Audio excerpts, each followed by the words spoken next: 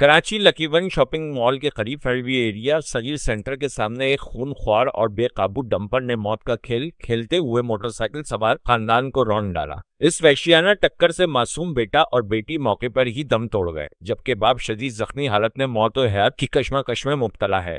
حادثے کے بعد علاقے میں شدید اشتعال پھیل گیا۔ غم و غصے سے بھرے شہریوں نے 60 ڈمپرز کو آگ کے حوالے کر دیا، لیکن اس ثانیہ کے پیچھے موجود اصل چہرے ڈمپر مافیا اور ان کے سرپرست محسودی غنڈے اب بھی دندناتے پھر رہے ہیں۔ یہی غنڈے کھلے عام مہاجروں کو زندہ جلانے کی دھمکیاں دے رہے ہیں اور ریاستی ادارے تماشائی بنے ہوئے ہیں۔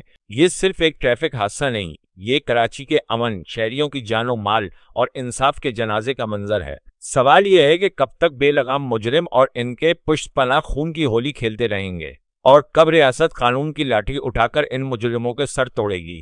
یہ خاموشی اب بزدلی بن چکی ہے۔ یہ صورتحال اداروں کے منہ پہ تماچا ہے۔ سوال یہ ہے کہ کب تک قانون مافیا کے سامنے گھٹنے ٹیکتا رہے گا، کب تک معصوموں کا خون سڑکوں پر بہتا رہے گا، اور کب تک ریاست اپنی رٹ قائم کرنے کے بجائے خاموش تماشائی بنی رہے گی۔ یہ صرف ایک حادثہ نہیں، یہ نظام کی ناکامی اور بے عزتی کا کھلا اعلان ہے۔